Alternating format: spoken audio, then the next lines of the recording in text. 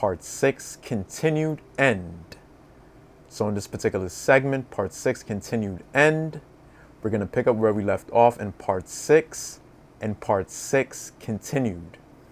Therefore, Part 6, continued end, is thus the final segment of Part 6 before moving on to Part 7 and beyond.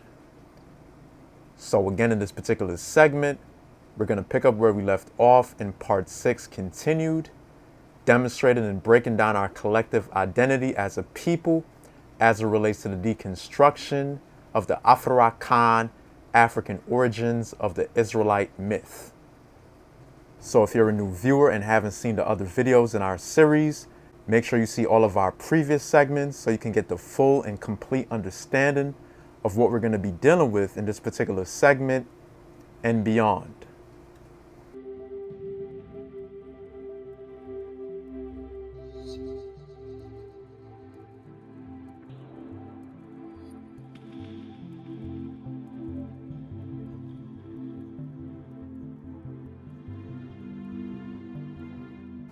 So, in our last segment, Part 6 continued, we introduced two of the primary sources that contain the origin of the term Afurakan, Africa, which is found in the Runu Per Heru, the so-called Egyptian Book of the Dead, as Afurakaka, and in the Shat Tuat, the Book of the Spirit World or Underworld, as Afurakant, both of which we demonstrated is translated to mean exists he upon highland, which references the creator Ra and the creatress Rat at the beginning of creation, giving rise to the first landmass of earth, which is the Ka of Afura, Afuraka, and the Khan of Afura, Afurakan, Afurakanu, which would be equivalent to African and Africans in English.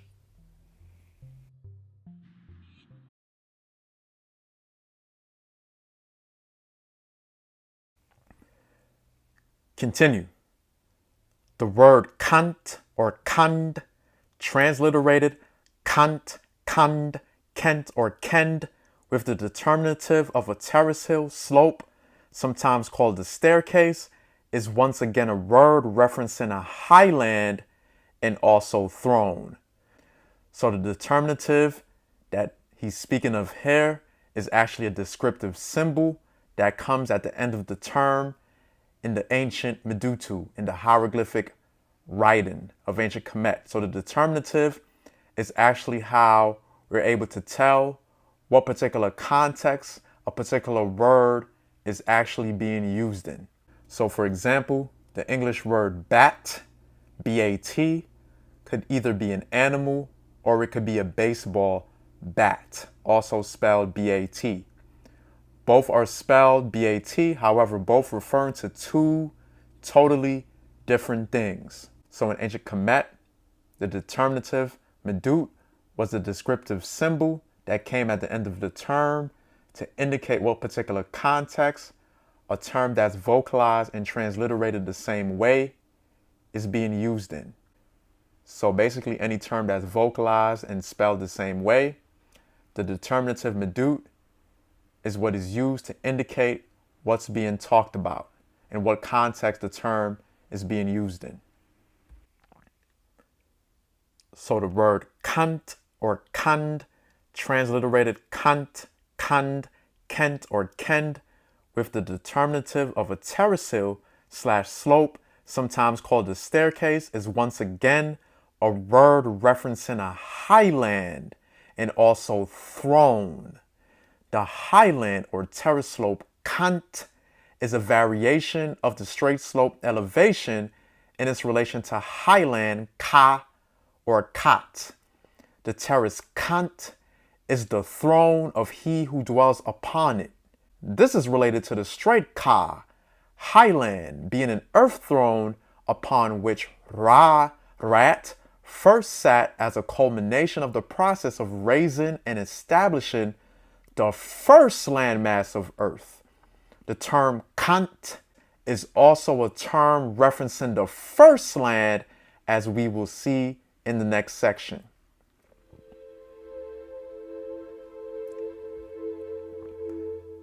So now we're going to deal with this ancient term, Cont, with the feminine T of Khan, which is also sometimes transliterated as Kent, Kand, or Kend, which you're going to see now not only references the throne, highland, but also the first land and first people, the Khan of Afura, Afurakanu, Afurite Kaitnu, the first, the only divinely created, hence the first born.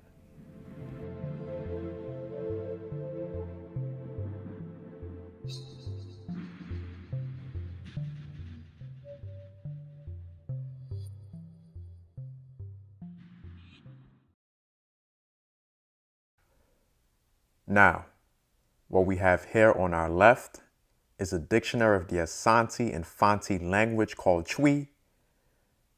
And again, the Asante and Fanti, also vocalized Ashanti, makes up the larger ethnic group called the Akan people, who are predominantly located today in West Afurakan, Africa, in the country of modern-day Ghana and Cote d'Ivoire, Ivory Coast. So on our right, we also have an Egyptian hieroglyphic dictionary, volume 1. So now we're going to further demonstrate that the Akan people, as well as others on the continent, have preserved and retained these ancient Kemetu terms in their culture, cosmology, language, and names.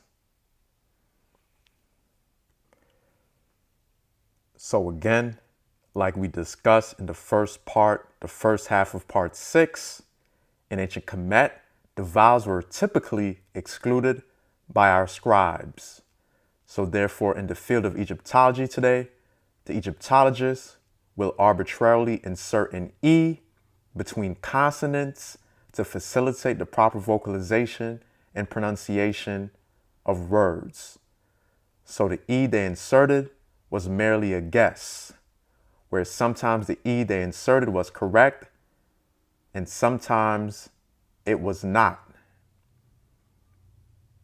So the term Khan, Cont with the feminine T in ancient Kemet was actually written as KHN and KHNT without the vowels. However, because we still speak this ancient ancestral language, and for example, the terms still exist in the modern Twi Akan expression of our ancestral language with the same meanings, we know and have the proper vowel placements and vocalizations. Which you can see here, the proper vocalization in the Akan language is Kan with the A, which forms the root of the name Akan and Akani.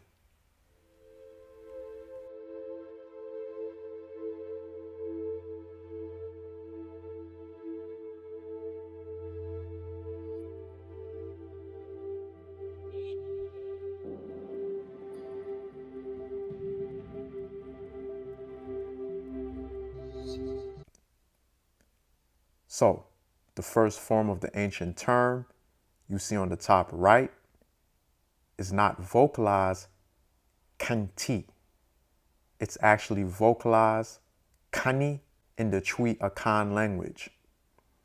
So the term is vocalized kani from the ancient ancestral Kemetu root kan, also written with the feminine T.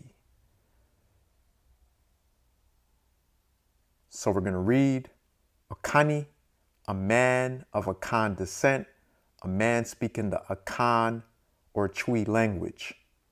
Kan, the first, foremost, place, rank, or time. Kan, the first, to go before, formerly, previously. Kan, above all things, first of all, a long time ago, which is actually referencing the beginning.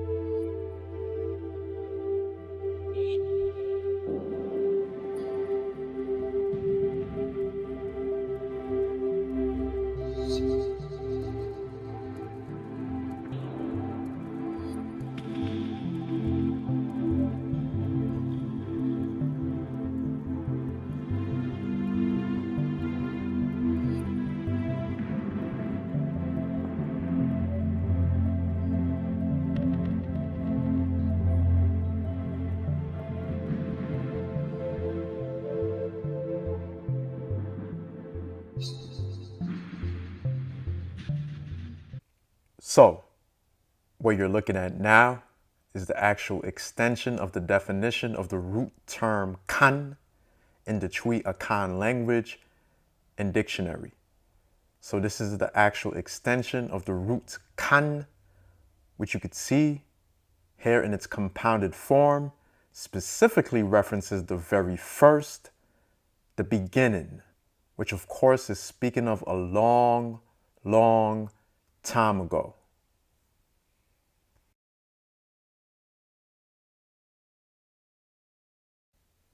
Now, what's very, very important to understand here is that this ancient term kan, cant, kanit, with the feminine T, is not just a term speaking about the Akan people as we know them today, but is an actual ancient designation that originally referenced all of our people as the first, foremost people, those from the beginning, the foremost, the head, chief, leader, the children of Afura and Afurat, Afurakanu, Afurait Kaitnut. So we just want to make it clear that this is not just an ancient term for the Akan people as we know them today, but is an actual collective ancient designation that originally referenced all of our people collectively. The firstborn, the only divinely created, the only begotten.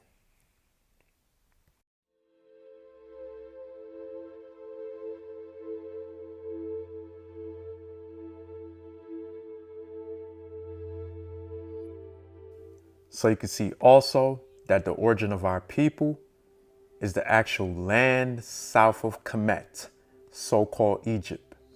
The first land, the front land, the land of former times, the land of the beginning, the land our people originated before some of us migrated down the Nile and found a colony of what later became known as the state, the nation state of Kemet, the black land, the black nation.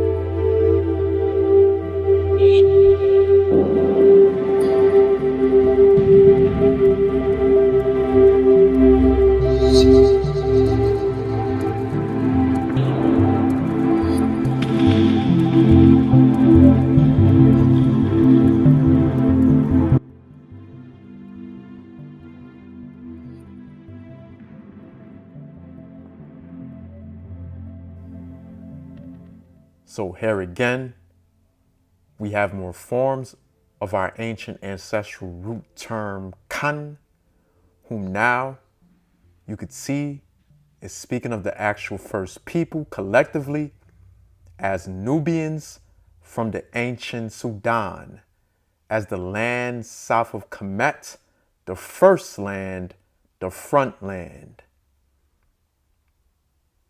the land where our ancestors were in former times, before they migrated into and founded the colony and state of ancient Kemet.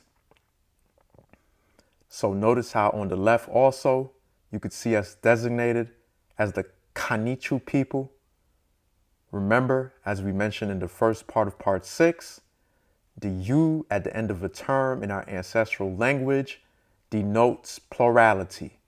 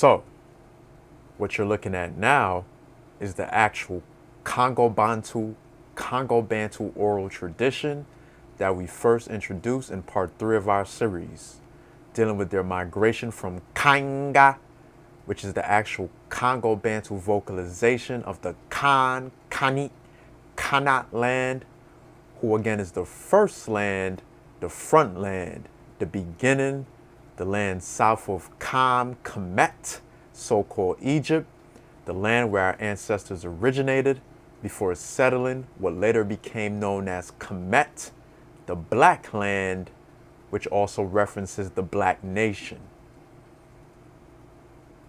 So now you're going to see why part 4 was such an important piece to our series. All of our videos are important, but part 4 in particular was especially important for understanding what we're about to get into now. Because in part 4, we dealt extensively and exclusively with the spiritual and cosmological significance of Afurakan, Black African peoples' names, showing how proper names carry important collections of sound vibrations that impacts how we function and operate in the world, down to the very nature and essence of our souls, which we showed is also based on and derives from the divinities, the deities, the forces in nature that governs and animates our respective ethnic groups and clans. So this is why part 4 was so important, especially for now and moving forward, because the names and terms we're going to be dealing with pertaining to our ethnic groups and clans is not just directly tied to the cosmological and linguistic origin of the term Afuraka, Africa, but also plays a huge role throughout the rest of our series, especially in light of truly being able to understand how our Eurasian enemies corrupted and co-opted our ancient names and titles in order to manufacture their fictional Israelite myth. Now, back to the Congo-Bantu oral tradition. So to reiterate here again, the Congo-Bantu oral tradition is what we first introduced in part 3 of our series, where we extensively dealt with the greening of the Sahara and also the drying of the Sahara, which compelled some of the migrations from North Africa, Africa. So Kanga, which again is the actual Congo-Bantu vocalization of the Kan land, is a name for the ancient Sahara. So we're going to read Babutidi in Bantu Migration and Settlement in Lamon's Congo Cultural Collection. A long time ago in antiquity, people did not exist in this lower Congo. They came from north of the country. So a long time ago in antiquity, people didn't exist in what is today called Congo. They came from north of the country. There also in the north, people came from far off north. There also in the north, people came from far off north, the very north of Kanga. Kanga is the name of the country, region, where lived our ancestors in antiquity. There they already knew how to weave the clothes they wore, forge hoes, and knives that they used. The main reason for coming in this country area was the famine that hit Kanga. So there was a famine. So this was the reason why they were forced to come into that particular country area they migrated to, because there was a famine as a result of the drying of the ancient green Sahara. The greening of the Sahara was started to become arid in certain parts of the ancient Sahara, which compelled migrations to different regions where people found and settled by other water systems outside of the ones they were accustomed to. For many years, the drought reigned. Crops and fruit trees they planted dried up. They suffered a lot for this. Unable to support the suffering, they said to each other. Continue. So they said to each other, let's go to Banda Mputu. Let's pass through the dense forest, the unbreakable wall, and organize chieftaincies, because we have a lot of hunger up here. So they agreed, let's go. In the past, 2 chieftaincies ruled this part of the world region. So 2 chieftaincies in the past ruled Congo. When people escaped from the north of Kainga, they separated on their way. Some crossed the Nzadi-Congo River. These are people who lived in the Nsundi area, the left shore of Nzadi, and others are those who live in the Simu-Congo, the right shore of Nzadi. So again, Kanga is the actual ancient name for the Sahara among the Congo Bantu people, which is the actual Kani Kana land, which we're going to demonstrate even further as we move forward.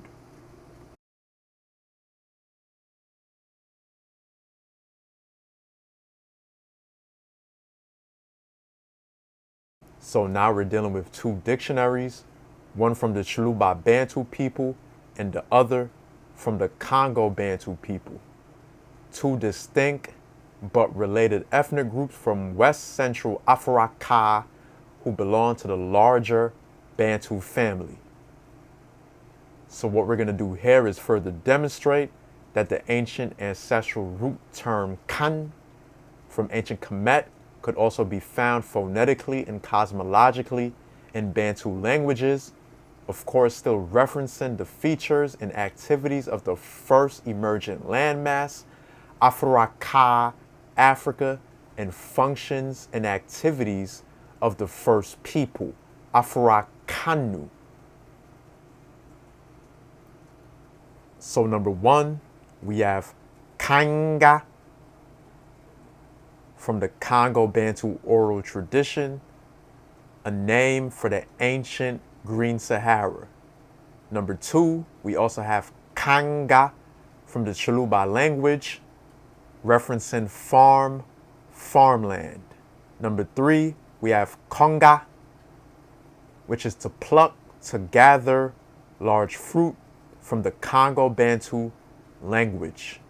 Number 4, we have Sikanda, which means earth piece, field, a field that one plows in a day, from the Chiluba Bantu language. Number 5, we have Mukona, which references mountain, from the Chiluba Bantu language. And number 6, we also have Nkana, to plant.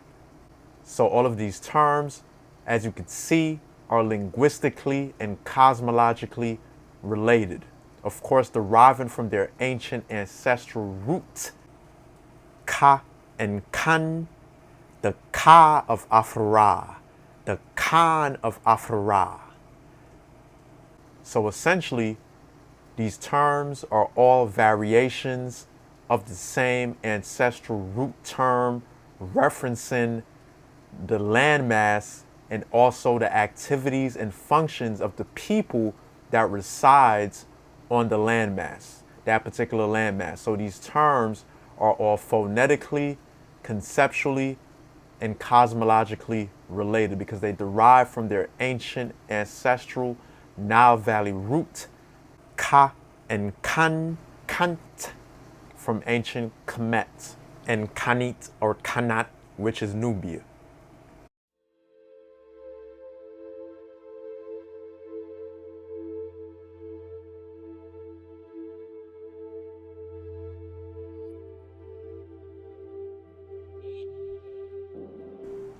So, of course, this is also phonetically and conceptually where the Eurasians get the name and idea of Wakanda from in their Marvel Comics and fictional movie Black Panther, which is also why, when you check out their Marvel maps, Wakanda is often placed in the region of East and Southeast Africa, Africa. So it's no coincidence. In reality, the fictional Wakanda is no different from the fictional Garden of Eden creation story in their Bible.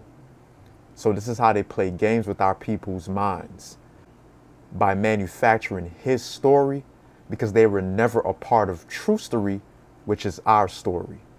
Yet our people are so ignorant and have not a clue to why the name Wakanda even resonated at the frequency and level it did when the movie Black Panther came out.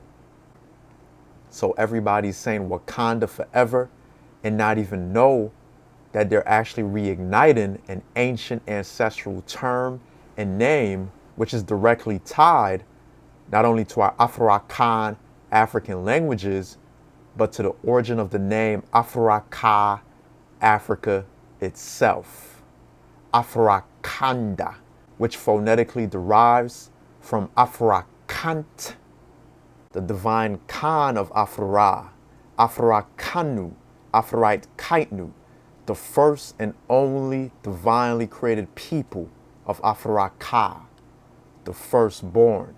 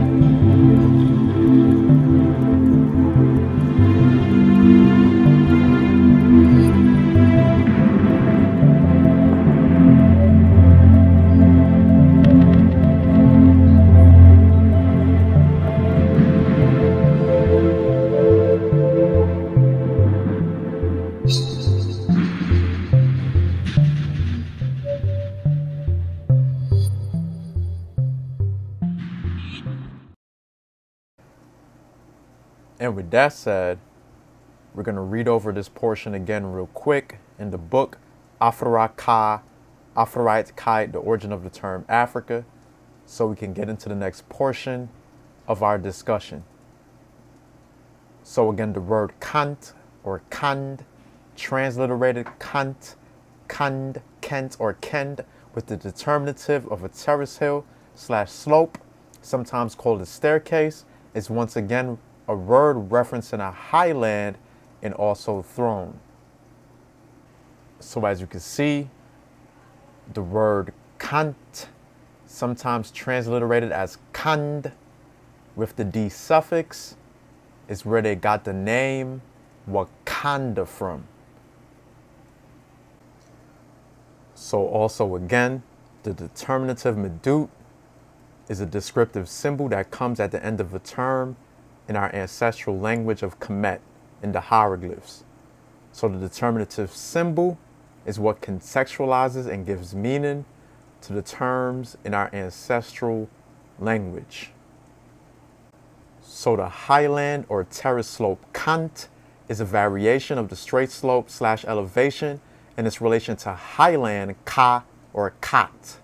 The terrace Kant is the throne of he who dwells upon it. This is related to the straight Ka, highland, being an earth throne upon which Ra-Rat first sat as a culmination of the process of raising and establishing the first landmass of earth. The term Kant, Kanit, is also a term referencing the first land, as we will see in the next section. So once again, which you can see again here, the Kant, Kanit, referencing the highland and throne, is a variation of the Ka or Kat, which also constitutes the other form of the origin of the name Afurakan, Africa, which is Afurakant.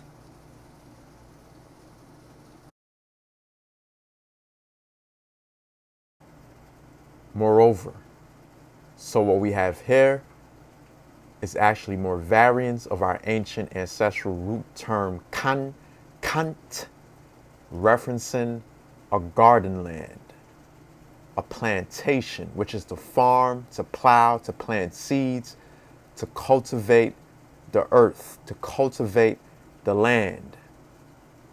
So now you can see the actual full linguistic and cosmological unfolding of a fertile land, not the fictional Garden of Eden as the Bible wants you to believe in, but reality in relation to the origin of the term Afurakan and Afurakant, the African as the only divinely created human being of the Creator and Creatress, Ra and Rat, who emerged from the first landmass of earth, the Kanit, Kanat land, the real so-called Garden of Eden.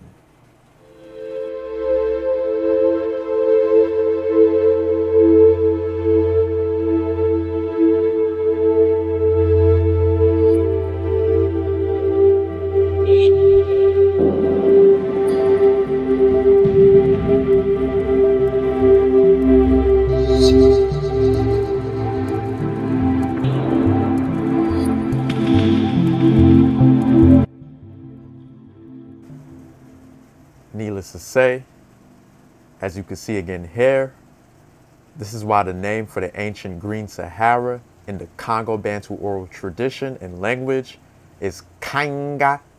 Meanwhile, in the Shuluba Bantu language, the words referencing farm, farming, and farmland is also Kanga and Sikanda, deriving from the ancient Nile Valley ancestral root term Kan or Kant, which of course also references farmland, which is a garden to cultivate the earth, etc. So you can see these terms are all phonetically, conceptually, and cosmologically related, which was preserved and retained in our modern ancestral languages.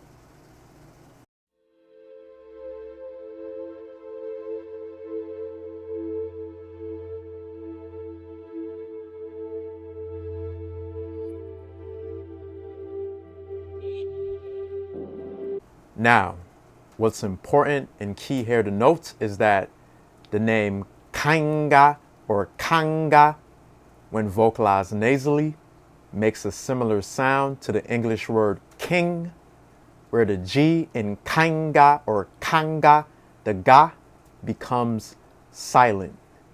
Thus, when vocalized nasally, kanga makes the sound kaina, kaina, and kanga makes the sound kana, kana, both of which derives from their ancient Nile Valley ancestral root, kan.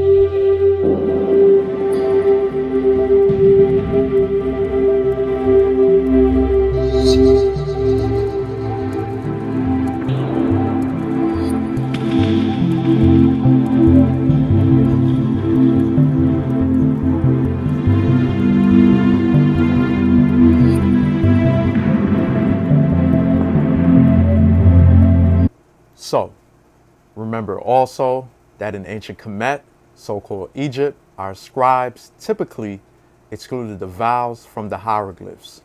So just in case you forgot, revisit part 6 and part 6 continued of our series to refresh your memory to get the full details of the scribes and them excluding the vowels from the ancient Medutu, the hieroglyphs. So given that our ancient scribes excluded the vowels, kainga, written without vowels, is written KYNG or KNG, due to the letter Y sometimes considered a vowel.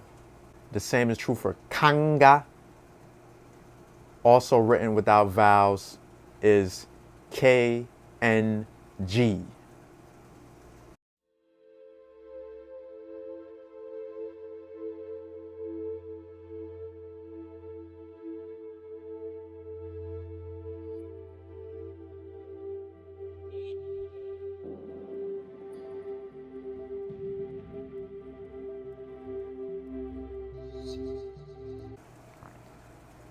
However, again, when vocalized and pronounced nasally, kanga is vocalized kaina, which at its root makes the kain sound. Likewise, kanga, when vocalized pronounced nasally, is kana, which at its root makes the kan sound. Both of which are phonetically not just modern related sounds, but actual ancient variants of one another. Indeed, which we're going to continue to demonstrate even further as we move forward. And suffice it to say, for those of you who are thinking ahead, this is also, of course, where our Eurasian enemies co-opted the name and concept of the fictional character Cain in the Bible, so-called Cain, which is why they demonized Cain in the fictional Garden of Eden story by saying that he was the child of the serpent or devil, even trying to find ways to say that the mark that was put on him by their fictional god was a curse of black skin, which of course they taught during slavery in their Christian religion, making Cain, so-called Cain, out to be a murderer in the story, rejecting his fruit offering, banishing him, etc. So they always had it out for our people in their fictional narrative, the anti-Afurakan narrative, anti-Afurakan narrative. But not only that, this is also why in the Bible, Cain was also the firstborn of so-called Adam and Eve, which of course is a corruption of our ancient Nile Valley cosmology of the divine Khan of Afra, being the firstborn Afurakan. And of course, the fictional character Cain in their Bible never existed, neither black nor white. That's just them, which is what they've done throughout their whole Bible, corrupting fragments of our ancient Nile Valley cosmology in order to manufacture a his story for themselves, because they were not a part of our true story, which is the first and only divinely created children who brought civilization to the world. So this is why they had to manufacture a fictional his story at the expense of our true story, which is responsible for civilizing the entire world and giving it order and laws.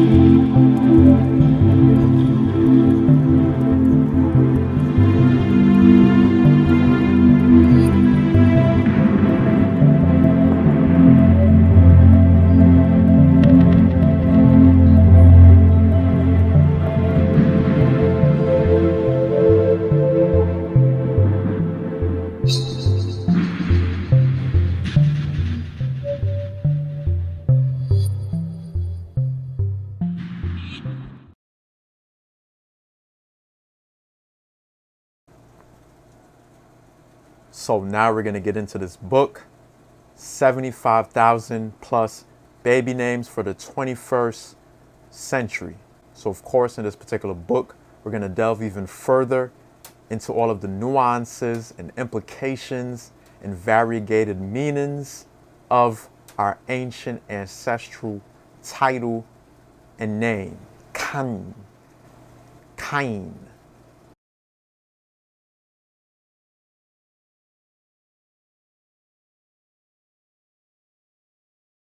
So, here again you can see Cain is also a name still being used in the modern country of Nigeria among the Yoruba people, which means celebrated, a long hoped for child. So as you can see, Cain is a name used for a child that's long hoped for and celebrated among the Yoruba people of Nigeria. So below you could also see its variant spellings and vocalizations. So we also have below among the Runyankore, which are a Bantu people located in present-day Uganda. You also have the name Kainga, minus the nasal vocalization, which references a great warrior. So now we have more context to the Yoruba name Cain, referencing to celebrate, and Kainga among the Bantu people of Uganda, referencing a great warrior, which fundamentally explains, by looking at the meaning of the name in both language, that Kainga or Cain is actually a celebrated person who is celebrated because they are a warrior, which is essentially someone considered a hero, a hru, being long hoped for. That's why it's a long hoped for child, because the child is being praised and honored. The child is a great warrior, or it grows up to be a great warrior. So the child is exalted.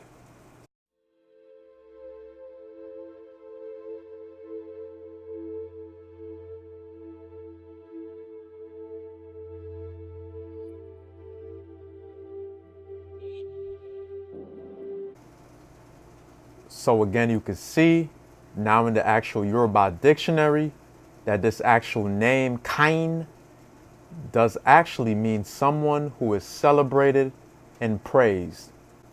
Therefore, Cain among our people is actually someone which could also reference a group of people that's associated with celebration and praises, as in to celebrate, to sing, or speak the praise of the actual divinities that divinely created and governs us. So also you could see the second spelling, that variant of the name Cain is spelled Kayin with the actual hyphen. So that's actually showing you that the name actually has its roots, its ancient roots, built upon the Ka, which is also why the Ka hieroglyphic symbol in ancient Kemet, the symbol for your soul, divine consciousness, is a symbol with its two arms up in a raised and praising position and posture, which again is what you're looking at here. Also, you can see the Ka symbol on the bottom for the first raised land, exalted land, highland, which is sometimes written with the Q Midut as well.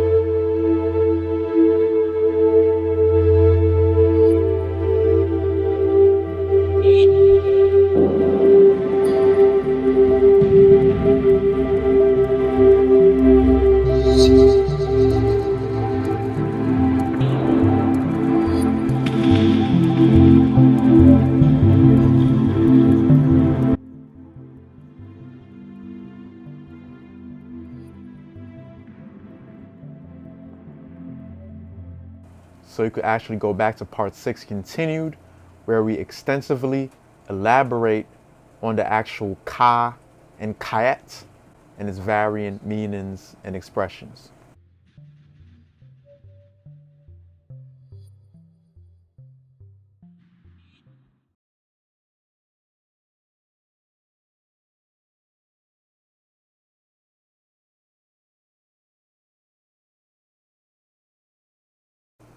So you could see that the name Kain in the Yoruba language, Kainga, which is the name for the ancient Green Sahara in the Congo Bantu language and oral tradition, Kainga, also the name for great warrior among the Bantu in Uganda, are all phonetically, conceptually, and cosmologically related.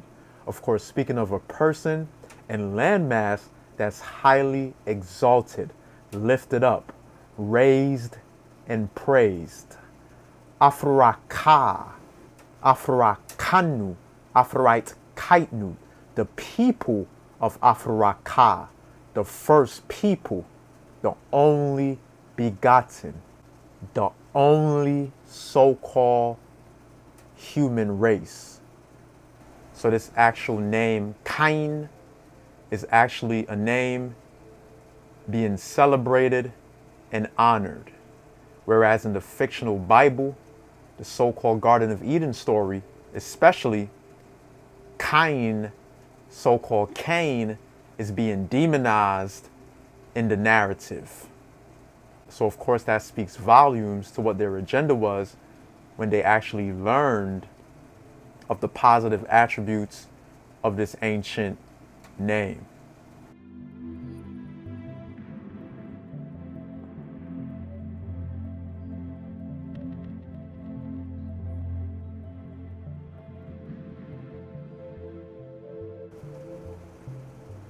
So what we have here is a Google map of a place in Afuraka, Africa called Kanga, which is actually a name of a district in the central region of present-day Uganda. Uganda also being a country of predominantly Bantu people.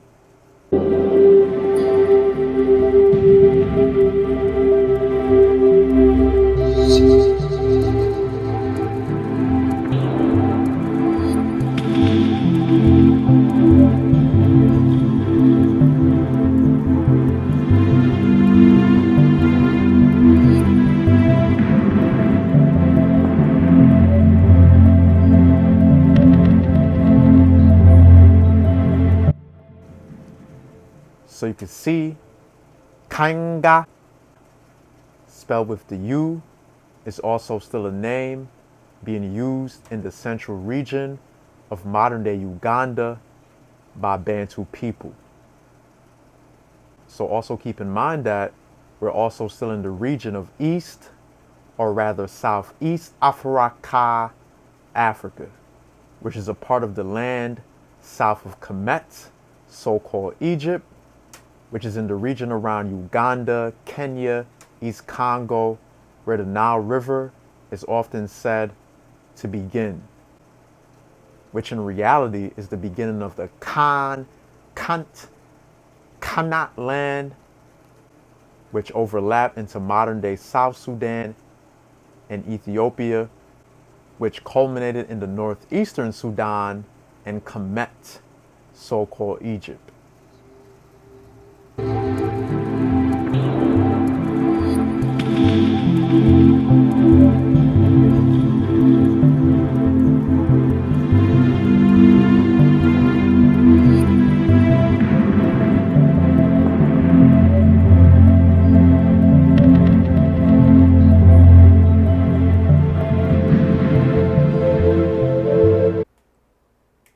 So we're back in the dictionary of the Asante and Fanti language called Twi, 1933 edition.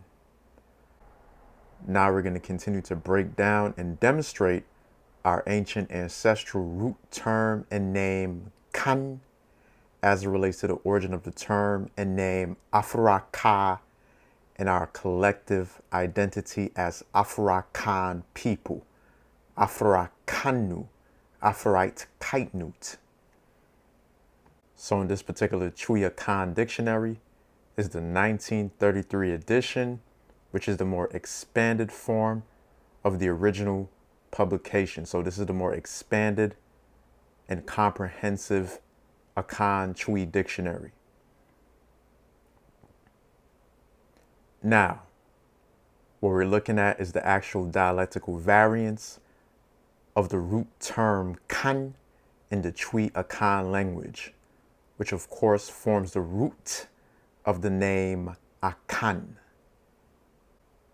So starting from the top, first we have the form Akani, which you could see on the right. We have underlined where it says si Akan. So that's what the S dot stands for. It means to see as in further referencing a word to its root, its extended meaning, or its usage, or its related word, etc. So again, that's what the S dot next to the word stands for. So in the second dialectical written form of the name, we also have kani, which to its right, you also see again, we underline the C, the S dot, which stands for si kan, which again is the actual root stem of the name Akan in the Chui Akan language.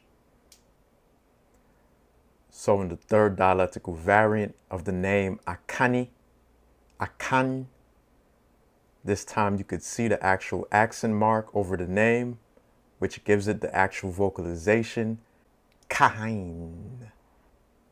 So needless to say, as you can see, the ancestral root term kan in the Chui Akan language is also vocalized as kain, just like we saw and demonstrated in the modern Yoruba and Congo Bantu language.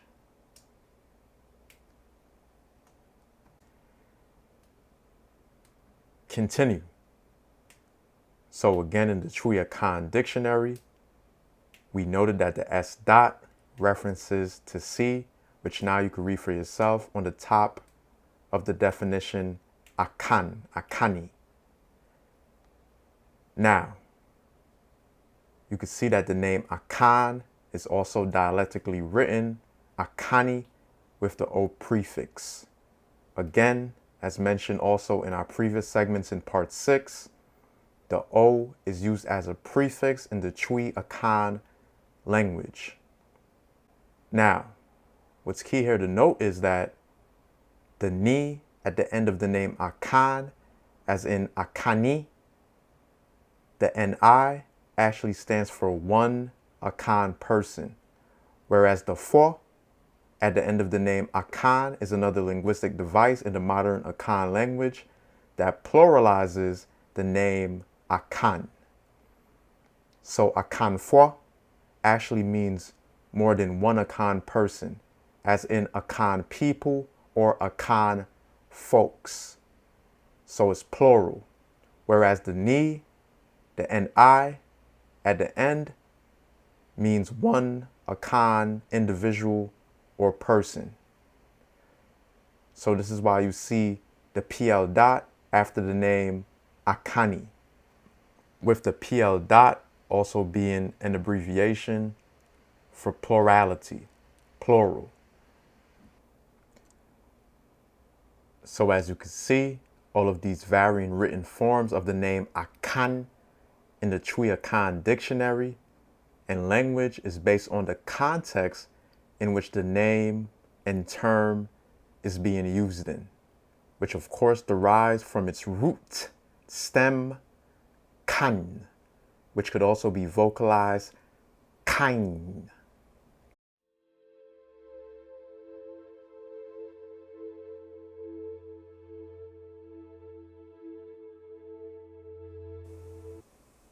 Now, another very key thing to note before we move forward is, notice how you also have the name Akani, which again plural is Akanfo, is also written Akamfo with the M as opposed to the N. which is why we underline the akam for in the parentheses. So this is key to know and understand before moving on in our discussion, because the M and N sound does pretty much often interchange in the Akan language, which is actually an ancient linguistic interchange, which you could also see in the language of Kemet, as well as other Afurakan African languages. So essentially, this is phonetically how the Kan sound in Akanfo could linguistically interchange with the Kam sound, which gives you Akamfo. Akamfo. Same is true for ancient Kanit and Kemet, ancient Nubia and Egypt. So this is Kan and Kam, or Ken and Kem.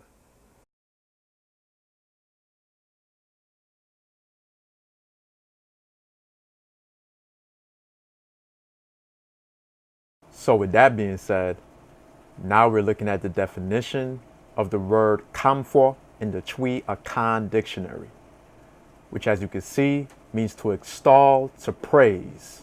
Extol, of course, meaning to highly praise something, to exalt, which also means to sing the praise of, which of course references the same name, Kain, in the Yoruba language.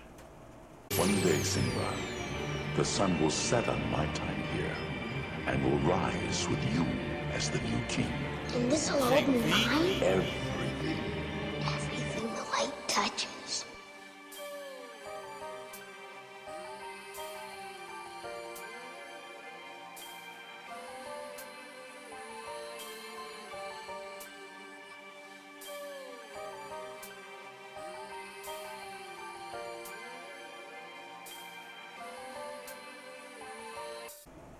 So now you can see that Kamfor, Akamfor, references the Akani people themselves, which is why it says as dot, which again means to see, Akani, Akan, next to Akamfor.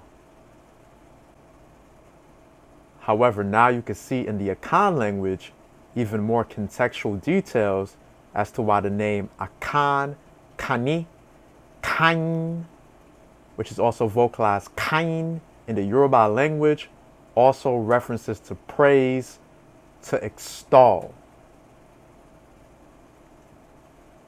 So needless to say, as we're all bearing witness to right now, the foundational and fundamental reason why the ancient name and term Kan in the Yoruba and Akan language is associated with praises, celebration, extolling, etc., is because the name is directly tied to the origin of the name Afuraka, Africa itself, with the Ka being the first raised land, the exalted highland who emerged from the ocean floor at the beginning of creation, who later gave rise to the Afurakan, the African who originated in the Cont, Kanit land, which again is in East Afuraka, Africa. The first, the foremost, he who is at the head, the first rank, he who goes before, in the front, the leader. Indeed, this is Akani land, the Kanit land, the land south of Kemet, so-called Egypt, the land of the beginning, the land of the firstborn, the only divinely created, the only begotten. So this is why they demonize the name Cain in their fictional anti-Afurakan, anti-Afurakain Bible.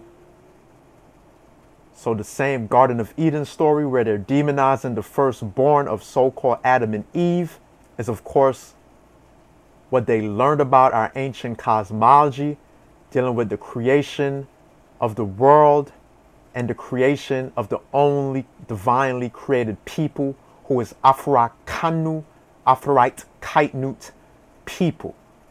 So it's no coincidence why they demonize the name Cain in the Bible and all of the names associated with Cain, also demonizing Canana, what they call Canaan. So it's no coincidence that they decided to demonize those divine names and titles, which originated with our people. So this is why they're talking about the curse of Cain, or the so-called curse of Ham, which could also be vocalized Kam. So now you could cosmologically see why the ancient ancestral Nile Valley root term Kan is exalted, it's extolled, it's praised. So this is also, of course, where they get in the idea of the southern kingdom of Judah, the tribe of Judah, coming from the south in the southern kingdom. And of course, saying Judah means to praise, coming from the south where the fictional Messiah, Yeshua, or Jesus, is said to come from. This is all corrupted fragments used to manufacture the fictional his story for themselves. So of course, this is where they're getting that idea as well of a southern kingdom and the royal line, the leader coming from the south to save the world. That leader is a corruption of the divine child who is Heru, son of Asar, son of Aset, which we're going to be dealing with later on extensively in our series. So that is the Heru. The Heru is the original savior. Aset and Heru is the original mother and divine child. That's the original queen mother and her divine son, the king who grows up to be a king to rule the world, who they corrupted into Mary and Jesus. One day, Simba, the sun will set on my time here and will rise with you as the new king. And this world mine? Everything. Everything the light touches.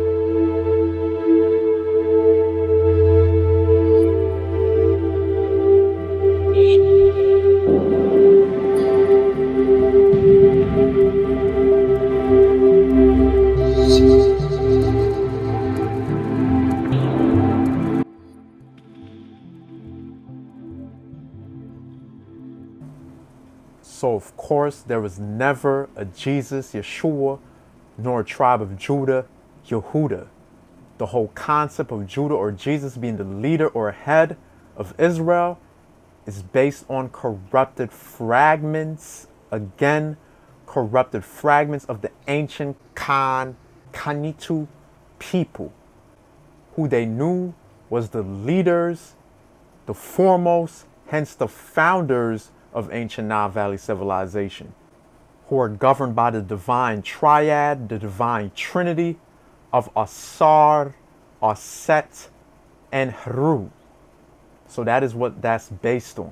These are the leaders. They have the energy and characteristics of Asar, Aset, and Hru. One day, Simba, the sun will set on my time here and will rise with you as the new king. And this will all be mine? Everything. Everything the light touches.